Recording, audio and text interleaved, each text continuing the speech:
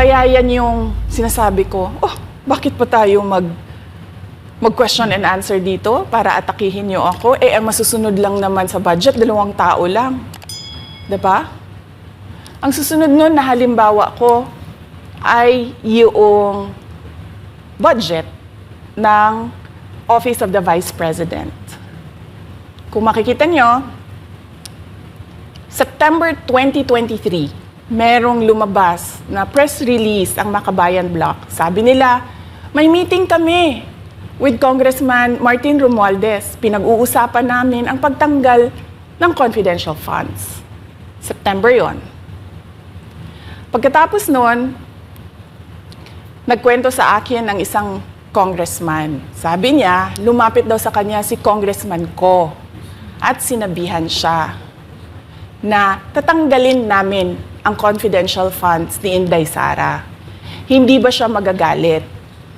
Ang sagot naman sa kanya nung kaibigan ko na congressman, alam mo, si Inday Sara, walang pakialam sa pera yan. Magtatrabaho yan kahit anong budget. Alam niya yan.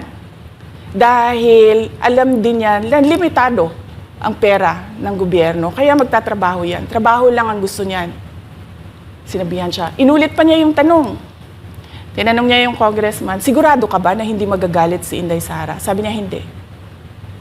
Kaya kung makita ninyo, doon sa budget hearing ng Office of the Vice President, ay dinefend namin ng maayos kung paano gagamitin ang confidential funds. Napapabilis ang trabaho, napapadali ang trabaho, dahil nakatarget yung mga proyekto.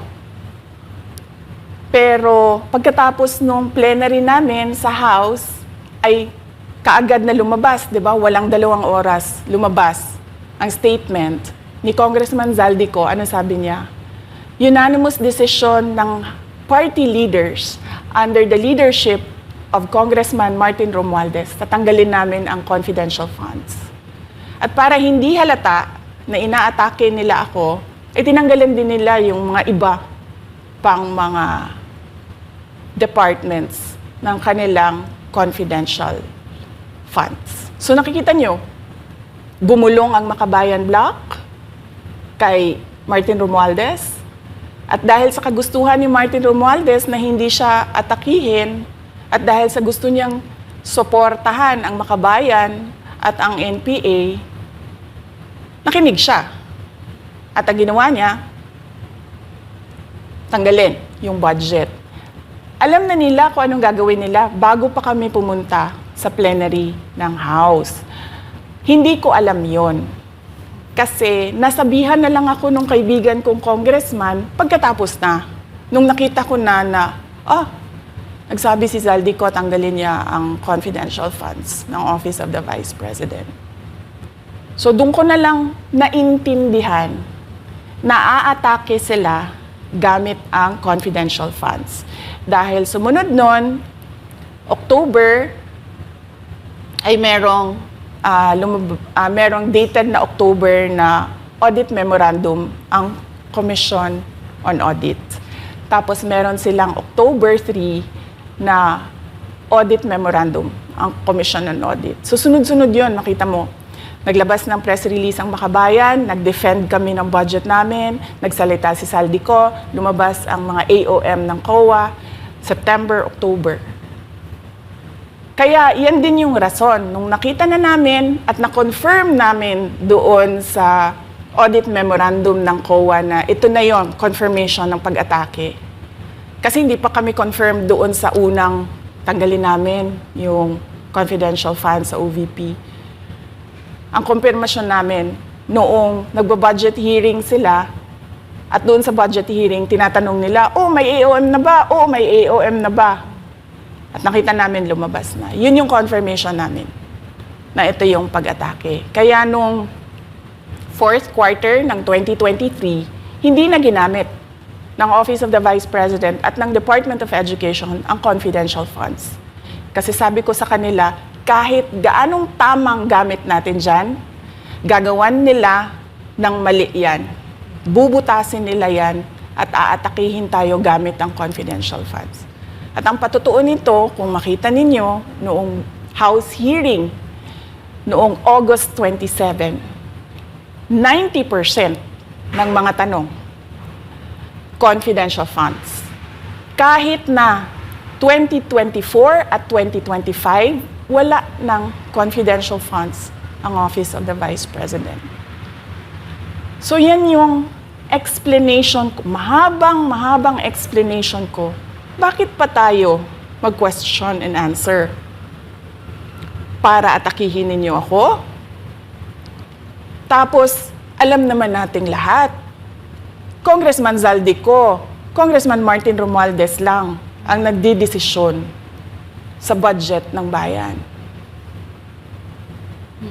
Madam Vice President, it seems that there's this great plan against you talaga to destroy you. And speaking of plan, kasi during the budget hearing po, may nagsabi kasi doon ng let's stick to our plan. And you also called that person po. Ano po, can you po share about this po? Ano ba tong plan talaga nila during this budget hearing? Oo. Doon sa budget hearing na nangyari noong August 27, nakita nyo na meron na silang nakahandang PowerPoint presentation, meron na silang nakahandang audiovisual presentation, meron na silang nakahanda na script na binabasa. At yung isa pa nga na congresswoman na sabi niya, wala akong panahon. Basta mahaba ito. Hindi ko mabasa letter per letter. Pero kung makita mo, may nakahanda siya na mga sagot sa mga sinabi namin sa Commission on Audit. Legal points na sinabi namin sa Commission on Audit. Bakit napakadelikado ng ginagawa na kinukuha ang mga dokumento ng hindi tapos at hindi final na audit. So kung makita mo, ganun yun, nakahanda sila. Makikita natin na let's stick to our plan at atakihin natin ito siya. Walang kinalaman sa kanyang Office of the Vice President 2025 budget proposal, kundi lahat ay may kinalaman sa confidential funds na matagal nang may kaso, 3 pa nga ang kaso sa Supreme Court, matagal nang pinapa-audit nila at nagko-cooperate kami doon sa audit.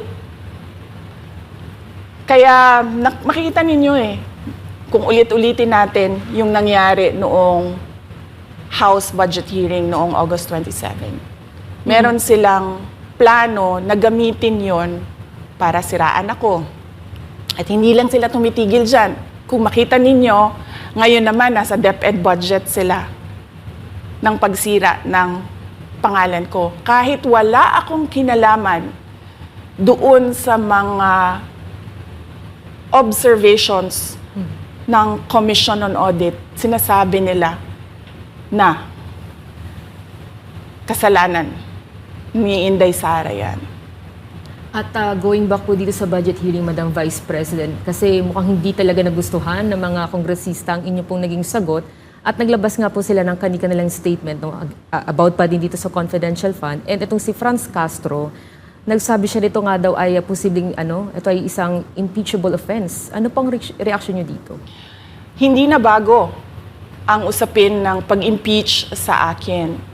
Kung babalik tayo nung nakaraang taon, ay nagsalita na si Franz Castro noong November 2023. Nagsabi na siya, ay pinag-uusapan namin ang impeachment ni Inday Sara. At nagbigay siya ng mga basehan doon sa ifa-file daw nila na impeachment. Kaya tuloy-tuloy lang yan na pinag-uusapan openly diyan sa House of Representatives ang impeachment.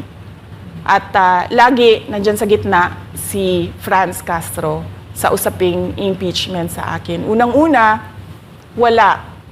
walang misuse ng confidential funds, walang misuse ng funds ng Department of Education. Kaya ngayon, ay pinipilit nilang gawan ng basihan yung mga sinasabi nila na impeachment sa akin. Kaya hindi bago yan na pinag-uusapan ang impeachment. Kasama yan sa plano nila laban sa akin. Ma'am, regarding naman po dito, kasi sa plano daw po nila, ay bigyan kayo ng 0 or 1 peso budget ang OVP po. Kung sakaling mangyari po ito, ano ang magiging hakbang po? Narinig din namin na merong defunding, i-defund daw ang Office of the Vice President budget. Narinig din namin na posibleng piso lang ang ibigay na budget sa Office of the Vice President. Handa ako sa Office of the Vice President na magtrabaho kahit walang budget. Maliit lang yung opisina namin, maliit lang yung operations namin, kaya kayang-kaya namin na magtrabaho kahit walang budget. Alam naman namin na kapartiyan ng pag-atake. Kaya kami, tutuloy-tuloy lang din kami sa kailangan namin gawin para sa bayan. Madam Vice President, panghuli na lang po, no? Sa kabila po ng nararanasan ninyo na pag-atake, kaliwat kanan, at ang kalagayan po ng ating bansa, ano po ang inyong mensahe sa ating mga kababayan? Unang-una mensahe ko sa ating mga kababayan, huwag silang magpadala sa ingay ng politika. Kung makikita natin sa kasaysayan, lagi talagang inaatake ang Vice President dahil siya yung tinitingnan ng mga tao na baka magiging sunod na presidente. So lahat ng mga gustong tumakbong presidente ay uunahin nila atakihin talaga ang Vice President. Kaya huwag sila magpadala sa ingay ng paninira at politika. Pangalawa, isa-isahin nila ang bawat papel sa budget ng 2023 at 2024 at 2025. At pangatlo, kailangan magkaisa tayo na tumulong sa mga nangangailangan. Dumadami ang naghihirap ng mga pamilya. Dumadami ang nakakaranas ng gutom.